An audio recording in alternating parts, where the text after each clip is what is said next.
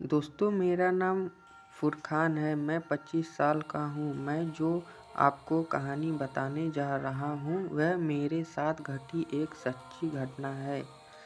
तो दोस्तों, मैं कहने पर आता हूँ। मेरी शादी होकर कुछ ही दिन हो गए तो हमें बड़े घर की ज़रूरत थी, क्योंकि मेरे छोटे भाई की शादी होने वाली थी।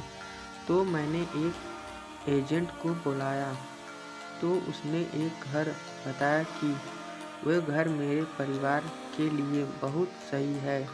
मुझे वह घर पसंद आ गया और मैंने जल्दीबाजी में एडवांस भी दे दिया और हम सब उस घर में जल्दी ही शिफ्ट होने गए।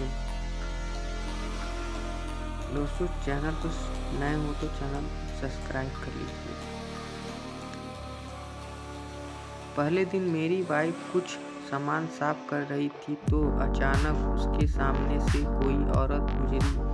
उसने समझा अम्मी है, लेकिन थोड़ी देर बाद ही अम्मी का फ़ोन आया तो उसने सोचा कि अम्मी मेरे सामने अभी छत पर गई हैं, तो फ़ोन किस लिए किया होगा। फिर उसने बिना फ़ोन उठाए छत पर चली गई और चेक करने लगी तो वहाँ कोई भी नहीं था। फिर वह तुरंत नीचे आकर अम्मी को फ़ोन लगाया कि आप तो ऊपर छत पर थे और आप कहाँ चले गए। तो अम्मी ने कहा कि मैं तो सुबह ही तुझे बताए बिना बाजार निकल गई थी। यह सब सुनकर मेरी पत्नी सख्ती में आ गई और उसे हाथ शाम हो।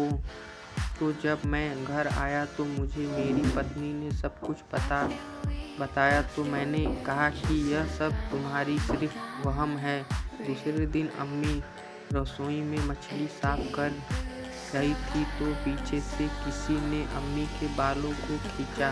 तो जब अम्मी ने घूमकर देखा तो वहाँ पर कोई नहीं था। अम्मी भी पूरी तरह घबरा गई, लेकिन उन्होंने मुझे कुछ नहीं बताया। तीसरे दिन मेरी पत्नी की माँ का फ़ोन आया कि उसके पिताजी की तबीयत खराब है, तो मेरा जाना नहीं हो सकता। तो मैंने अपनी पत्नी को स्टेशन छोड़ के आया।